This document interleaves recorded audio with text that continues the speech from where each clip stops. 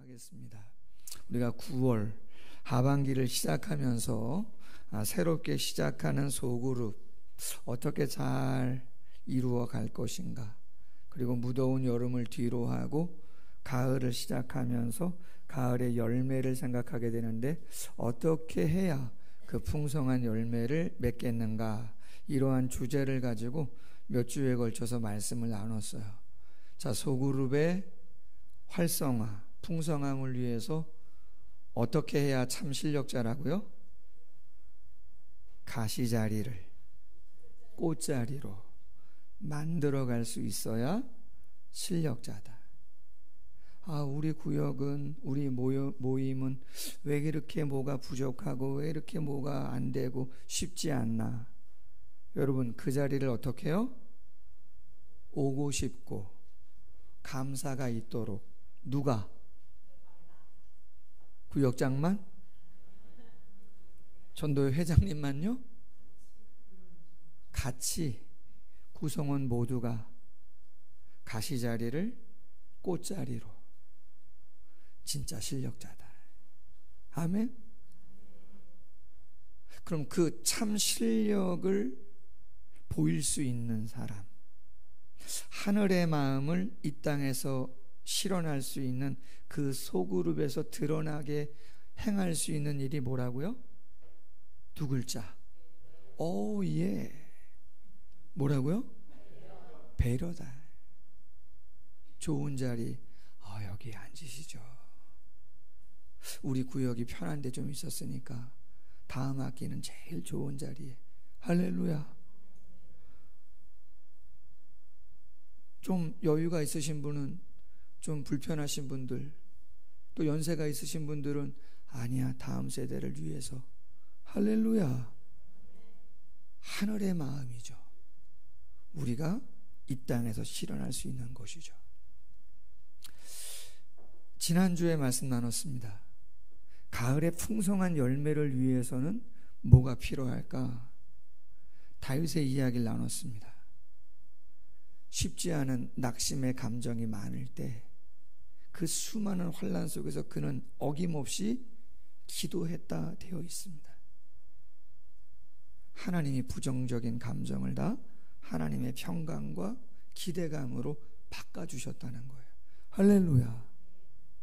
더더도 빨리 쉽게 해결할 수 있어도 하나님이 더 기뻐하는 길이 정도라면 나는 그 길을 포기하지 않겠다. 쉬운 길이 있었지만 다윗은 정도를 걸어가죠. 조금은 어떻게 보면 소극적인 거죠. 기도한다, 정도를 걸어간다. 근데 그것만 하지 않았다는 거잖아요. 하나님이 함께 하심을 믿고 적진을 향해서 힘있게 달려갔다는 거 아닙니까? 할렐루야.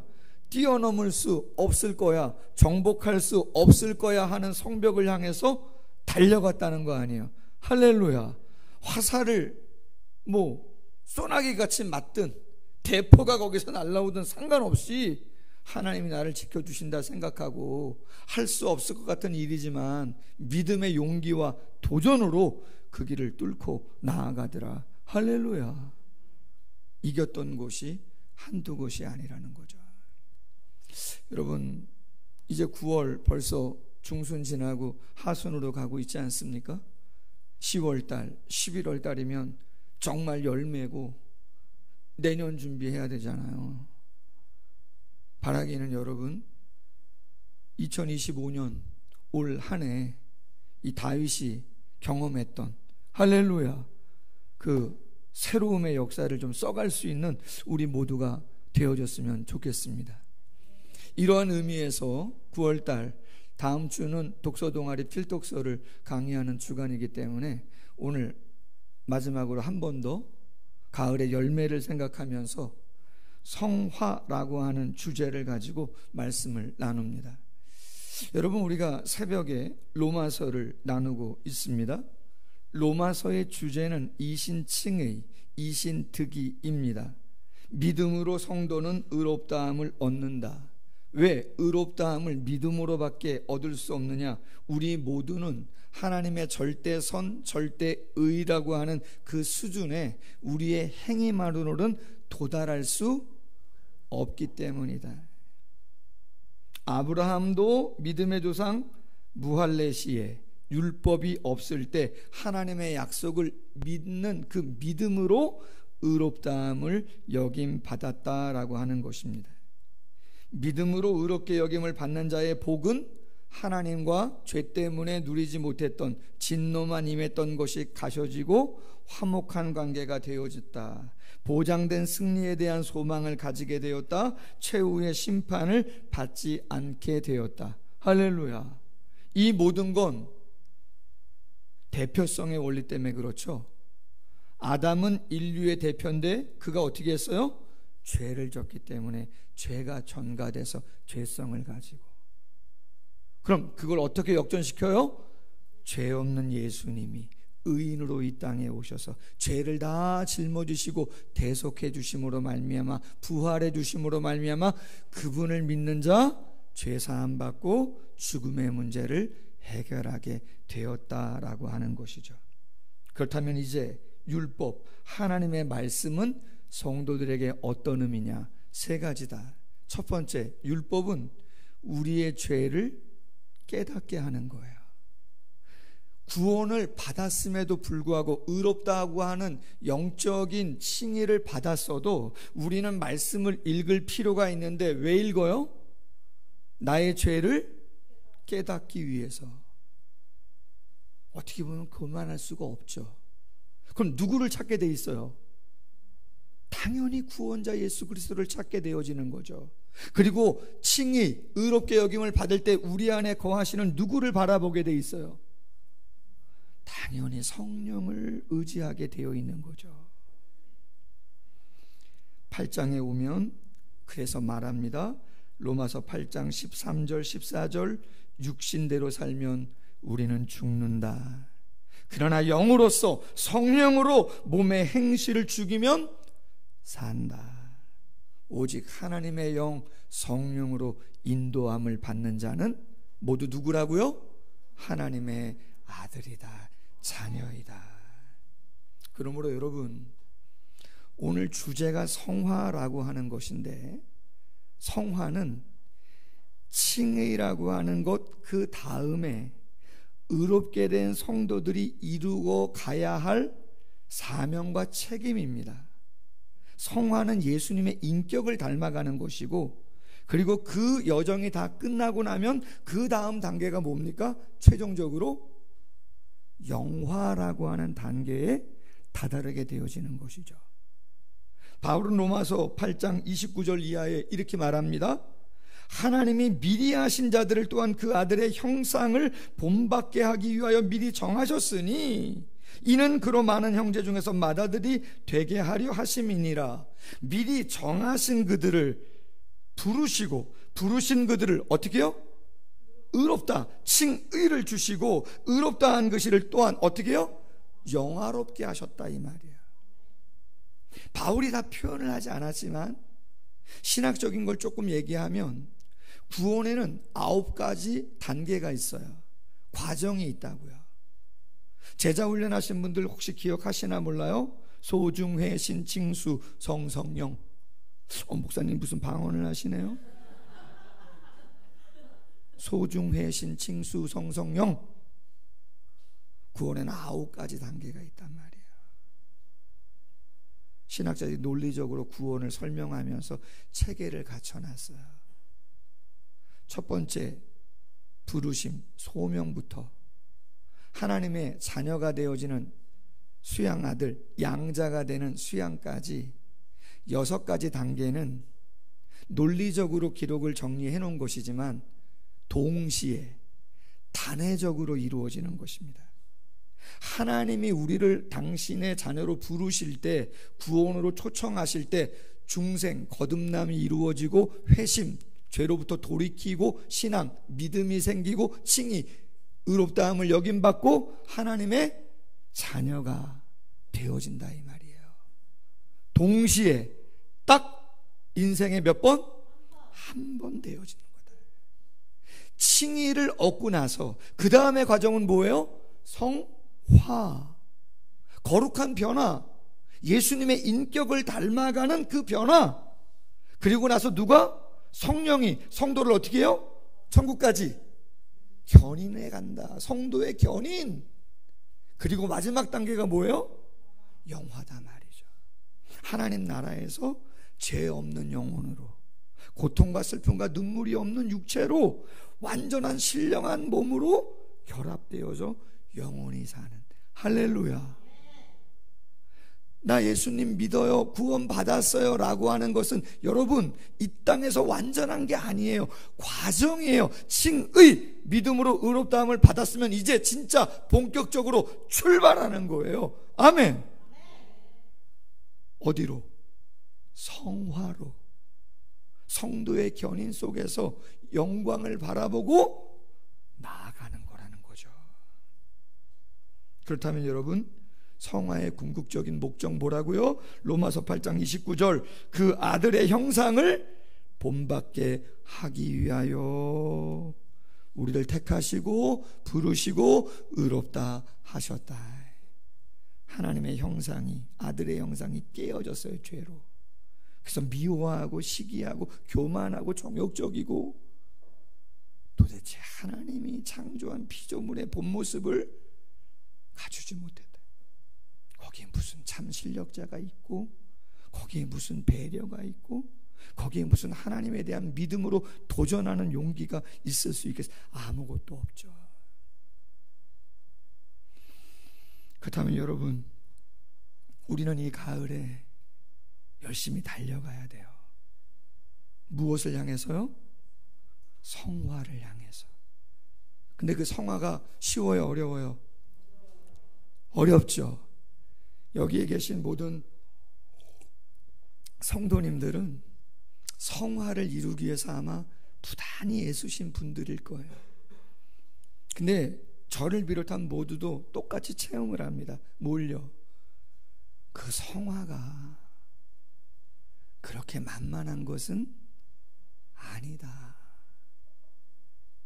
여러분, 교만이 얼마나 어려워요. 정욕을 제어하는 게,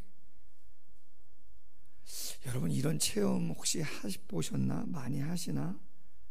저는 가끔요, 어떤 죄성이 이렇게 느껴지잖아요. 예? 그러면 그 죄를 이기려고 말이죠, 부단히 애를 쓰죠. 그러면 그때 처음 딱 드는 느낌은 뭐냐면, 죄가 끄는 힘, 마력이 있어서 그런지 그 죄를 딱 끊어버리면요, 처음 느끼는 그 감정은 기쁨이나 충만함이나 이런 게 아니에요. 뭔가 허해요. 저만 느끼나 몰라요. 하나님이 싫어하는 일인데 자꾸 끌리려고 그래. 근데 그걸 딱 안 하잖아요. 그럼 와 해야 되는데 뭔가 허전하단 말이에요. 혹시 그런 거 느끼신 적 있나 몰라요? 아이고 할렐루야. 할렐루야. 그리고 나서 조금의 인터벌이 있고, 내가 잘했던 거지, 그 길 갔으면, 그거 선택했으면, 이런 그런 감정에 내가 또 한동안, 아멘? 그래서 여러분, 성화가 쉽지 않아요. 그래서 어떤 신앙을 갖게 되느냐? 오늘 설교 제목, 낙과 신앙을 갖게 된다는 거예요. 여러분, 낙과가 뭡니까? 혹시 이런 단어 들어보셨어요? 도사리? 고사리 아닙니다. 도사리. 도사리는 다 익지 못한 채 땅에 떨어지는 과일, 낙과를 이야기하는 순 우리말이에요. 자라는 과정 중에 떨어지는 거. 다 자라고 떨어지면 상관없는데, 임무를 마치고 책임을 마치면 상관이 없는데, 임무를 수행하다가 책임을 감당하다가 중간에 그만 너무 힘들어서 포기해버린단 말이에요. 성화를 온전히 이루어가야 되는데 이제 칭의를 받아서 은혜 안에서 나도 열심히 거기에 동참하려고 최선을 다하면서 끝까지 가야 되는데 중간에 그만 뚝 떨어진단 말이에요. 도사리의 삶이라고 하는 글이 있는데 좀 긴 내용을 설교와 관련해서 간추렸어요. 안타깝게도 이 시대의 빛과 소금으로 부르심을 받은 성도들에게서 도사리, 낙과의 모습을 발견한다. 주님은 열매를 보고 나무를 안다 하셨다. 그 다음에 성도들에게서 얻어야 하는 열매는 설이 있거나 중간에 떨어지면 안 된다. 그럼 왜 이리 됐을까? 그 까닭이 뭐냐? 일상에서 좋은 품성 갖기에 관심이 없다. 여러분 한 주간 성화에 관심 많으세요? 성화, 예수 그리스도의 성품, 그게 칭의의 부르심의 목적이라면서요. 아들의 형상을 본받게 하기 위하여 택하시고 부르시고 의롭다 하셨다면서요. 할렐루야. 그럼 거기에 우리의 마음이 있어야 하는데 그 마음 별로 없다 이 말이에요. 오히려 하늘로부터 부여받은 재능과 재물을 아픈 사람, 약한 사람을 살리는 일이 아닌 그저 세속의 즐거움과 자기 만족을 탐닉하는데 다 써버린다 이 말이야. 물론 하나님이 즐거움을 주신 것이고 자기 만족 당연히 주실 수 있어요. 근데 아쉬운 건 뭐라는 거예요? 거기에 모든 것이 다 소진되고 말더라 보니 정말 하나님이 목적하신 예수의 성품을 닮아가는 거에는 시간도 쓸 여력이 없고 재정을 쓸 여력도 없고 내 감정과 의지를 쓸 여력도 아무것도 안 남은 거예요. 너무 분주하고 눌려있다 보니 완숙되어 땅에 떨어진 도토리는 겨울을 맞이할 다람쥐와 청설모를 살린다. 이렇듯 완숙은 나와 그대를 살리는 신비이다. 그 작은 도토리도 여러분 낙과되지 아니하고, 그죠? 온전한 열매로 떨어지면 누구를요? 다람쥐와 청설모를 살린대요. 그래서 여러분 너무 도토리나 밤 많이 죽지는 마세요. 자연의 섭리예요. 하나님의. 할렐루야. 문득 드는 생각, 이 시대 신앙인들이 자신이 도사리가 되는 것을 조금이라도, 아니 단 한 번만이라도 두려워했다면 세상의 조도는 지금보다 훨씬 밝아졌을 것이고 세상의 명도도 지금보다 더욱 또렷해졌을 것이다. 더 나아가 신앙인들이 길가에서 정중한 인사를 받는 정신적 귀족이 되었을 것이다. 그럼 꿈 같은 현실은 아직 요원해 보인다. 아직 멀게 느껴진다. 그 말인 거잖아요.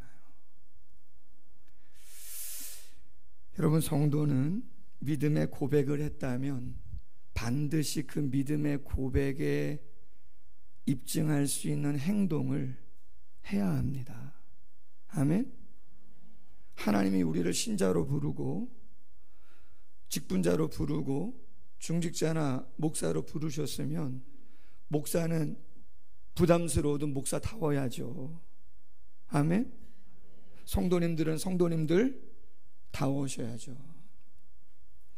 제가 담임 목사님으로 섬겼던 동산 동백교회 김강철 목사님이 믿음과 행함이라고 하는 주제의 글을 쓰셨는데 일부 발치에서 소개합니다. 이런 내용입니다.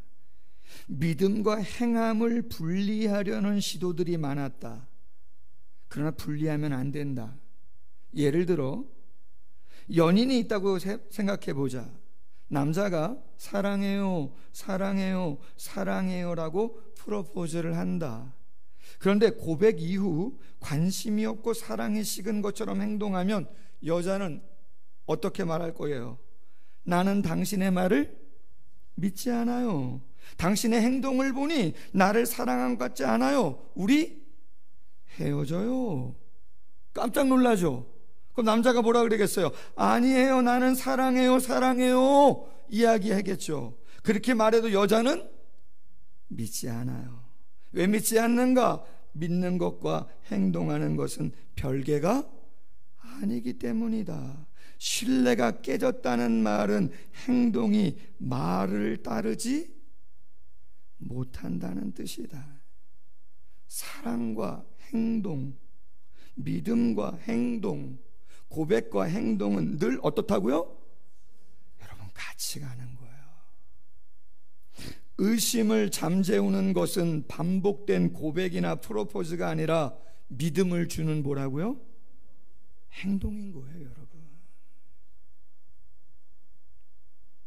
아무리 사랑한다, 아무리 당신을 좋아한다, 당신 편이다, 뭐 하나님을 기쁘시게 하는 삶을 살길 원한다, 뭐 충성합시다, 수많은 이야기를 한다 할지라도 그 말의 진실성은 뭐로 드러나는 거라고요?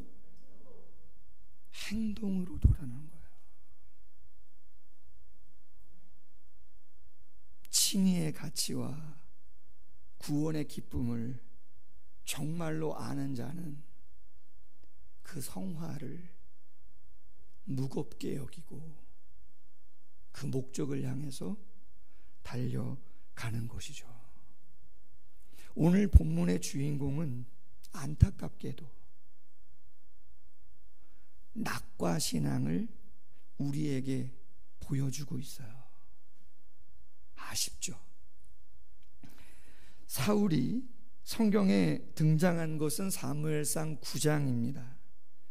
유력한 집안의 자녀고 외모도 아주 준수해서 세상적으로도 세상에 볼 때 야, 대단하다 할 정도의 인물이에요.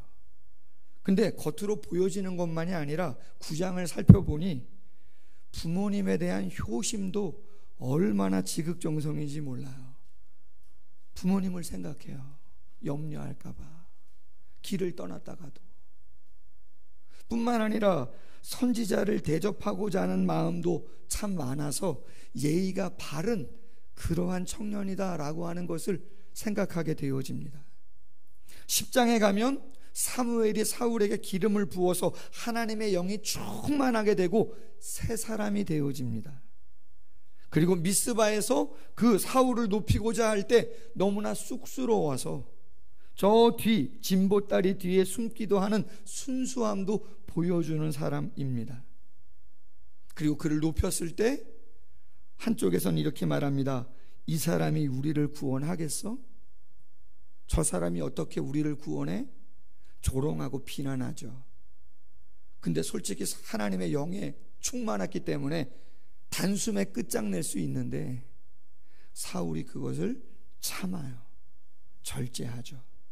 11장에 가면 길리앗 야베스의 암몬 족속이 쳐들어옵니다. 하나님의 감동으로 리더십을 발휘해서 33만의 군사를 일으켜서 전쟁에서 승리를 합니다. 그때 곁에 있던 사람들이 뭐라 그래요? 예전에 너를 조롱했던 저 사람들 우리가 가서 끝장내겠다. 그때 사울이 어떻게 하는지 아세요? 아니야, 용서해줘라. 대단하죠? 용서해줘라. 와, 너무나 아름다운 모습 아니에요? 근데 여기까지예요. 여기까지가 사울이 하나님 앞에서 온전한 모습으로 하나님이 하시고자 하시는 일들을 위해서 달려갔던 지점이고, 왕이 된 이후 딱 2년 정도, 그가 40년을 통치했는데 40세에 왕이 돼서 80세까지 통치했는데 고작 2년만 성화, 그 사명과 책무를 감당하려고 애썼지, 그 다음부터는 그 사명을 놓아버려요. 13장이죠. 블레셋과 전쟁하죠. 사울이 와서 예배를 드리고 제사를 드리고 전쟁을 시작해야 되는데 사울이 늦게 오잖아요. 사무엘이 늦게 오잖아요. 그때 사울이 어떻게 했죠? 자기가 제사장이 집 내야 되는데, 그게 하나님의 말씀이고 예배의 절차인데 그냥 다 무시해버려요. 핵심은 뭐예요? 예배가 소홀히, 예배가 가볍게 여겨졌다는 거예요. 14장 요나단의 용맹으로 블레셋과 전쟁하고 많은 전리품을 얻게 됩니다. 그럼 여러분, 승리했으면 그 전리품을 어떻게 해야 되겠어요? 왕이라면 수고한 군사들과 백성들에게 좀 나눠줘야 되잖아요. 근데 금식령을 내려요. 잡은 거 하나도 먹지 말라는 거예요. 여러분, 전력 투구해서 땀 흘려서 기진맥진할 정도로 전쟁에 나가서 승리한 군사들이라면, 야, 이제 너희가 취한 거 다 우리 거리니까 우리 함께 축제를 벌리자, 이래야 되는 거 아니에요? 사울이 금식령을 내립니다. 하나도 손 못 대게 합니다. 그러니 여러분, 굶어 죽을 수 있어요? 군사들이, 백성들이 짐승을 몰래, 왕 몰래 슬쩍 잡아가지고 얼마나 목말랐으면 그 피를 말이죠, 꿀꺽꿀꺽 마시는 거예요. 그럼 여러분, 피를 마시는 거는 율법이 어떻게 돼 있는 거예요? 죄로 돼 있단 말이에요. 피는 생명이라 마시지 말라고 돼 있단 말이에요. 죄악이 번지는 거죠. 그것이 사울에게 들렸단 말이에요. 야, 잡은 짐승 다 갖고 와, 하나님께 번제 드리자, 그렇게 얘기합니다. 근데 그 구절에 놀라운 구절이 하나 있어요. 뭐라고 되어 있냐? 사무엘상 14장 35절에 이런 말씀이 있단 말이에요. 사울이 여호와를 위하여 제단을 쌓으니 이는 그가 여호와를 위하여 몇 번이요? 몇 번이요? 말이 되는 얘기입니까? 지금 왕 되고 나서 몇 년 정도 지났다고요? 2년 정도 지났는데 그 가운데 유월절도 있을 것이고 초실절도 있을 것이고 장막절도 있을 것이고 얼마나 안식일과 월삭과 얼마나 많은 시간들이 있을 건데 제사를 처음 드렸다는 거예요. 그럼 왜 사무엘상 저자는 이렇게 표현했냐? 학자들은 이야기하는 거예요. 진짜 처음 드린 게 아니라 사울의 신앙이 변질되었음을 부각시키고자 하는 표현이다라고 하는 거예요. 잘 갔는데 그 자리에 앉다 보니 권력도 좋고 명예도 좋고 재물도 좋고 다 좋다 보니 하나님이 왜 그 자리에 앉혔는지를 그냥 까먹어 버린 거예요. 예배가 소홀해요. 기도가 소홀해요. 아무것도 하지 못하죠. 드디어 15장 하나님이 다시 한번 기회를 주고 사울에게 말합니다. 야, 아말렉군을 진멸해라. 아말렉 어떤 족속이에요? 출애굽할 때 뒤에서 쫓아와서 이스라엘을 괴롭혔던 족속 아니에요? 징계해야 된다. 모든 것을 진멸해라. 사람이나 짐승이나 모든 것 남겨두지 마라. 근데 어떻게 해요? 아각 왕을 살려두고 살찌고 좋은 것들 놔둔단 말이야. 하나님이 확정하죠. 버려야겠다. 그리고 사무엘을 통해서 죄를 깨닫게 하죠. 그때 사울이 뭐라고 대답하냐 말이에요. 오늘 본문이에요. 24절 하반절 30절 내 여호와의 명령과 당신의 말씀을 어긴 것은 내가 누구를요? 백성을 두려워하여 그들의 말을 청종하지 아니한 것입니다. 사울이 이르되 내가 범죄하였을지라도 백성들의 장로들 앞과 이스라엘 앞에서 나를 높이시고 나와 함께 돌아가서 내가 당신의 하나님 여호와께 경배하게 하소서. 여러분, 제사는 뭡니까? 제가 늘 말씀드리잖아요. 예배는 뭡니까? 예배는 누구에게 보이러 온 건 아니에요. 어쩔 수 없이 보여지는 부분이 있습니다. 저 이발했죠?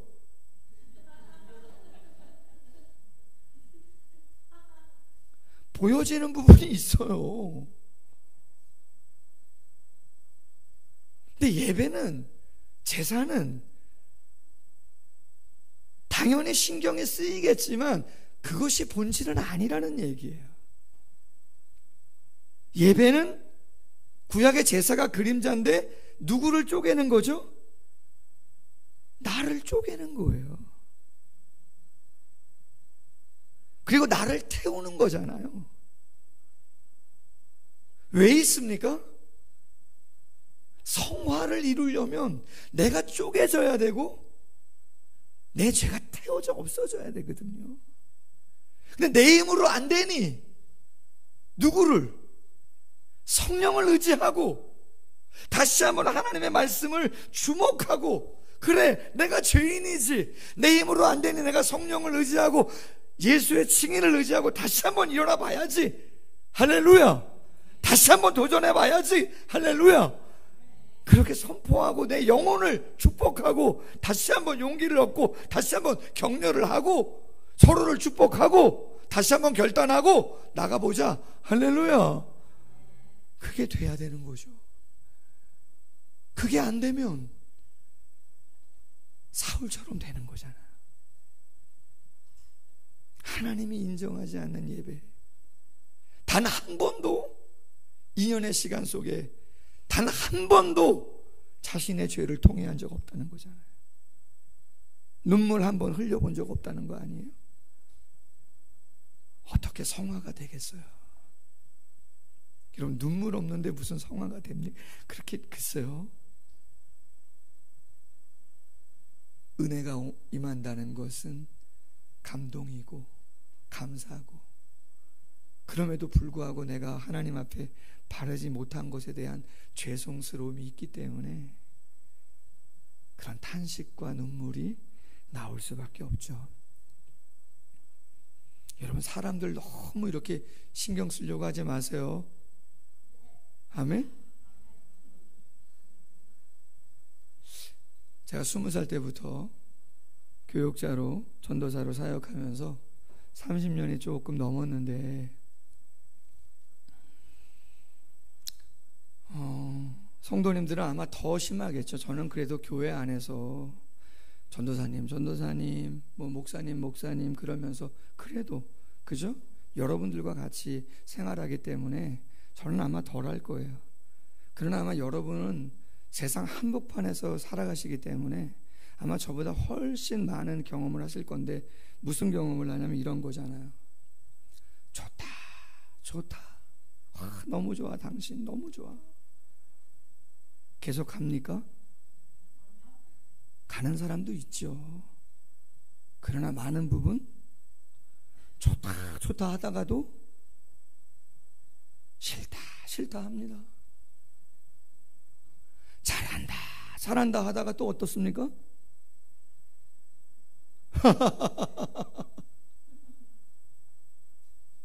사랑하는 남편, 사랑하는 아내, 사랑하는 자녀, 사랑하는 부모님, 성도님들, 교육자, 중직자, 잘한다 하다가도 언제요?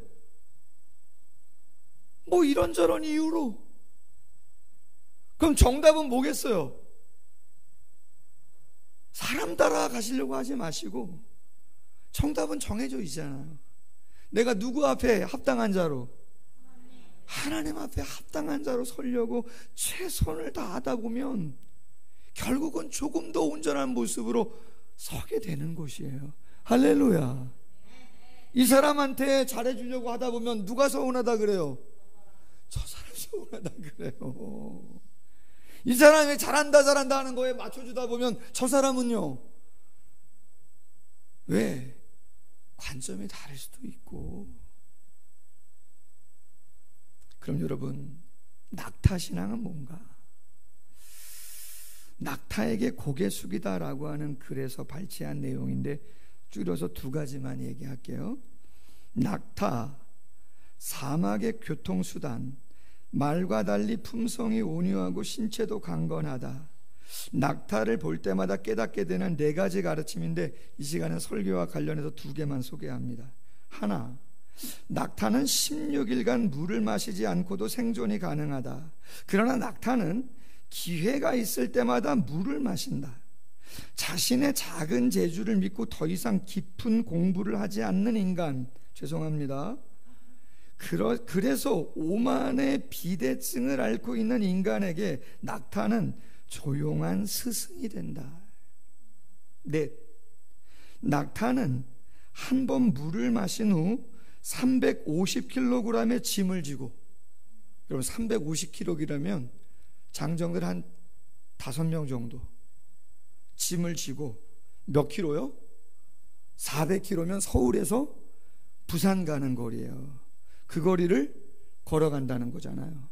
그리고 잠깐 쉬고 또 몇 킬로를요? 240km를. 와, 장정 5명을 등에 짊어지고 400km를 쉬지 않고 간다. 그리고 잠깐 쉬고 나서 또 240km를 또 걷는다는 거예요. 근데 그가 가는 길은 어떤 길이에요? 사막이에요.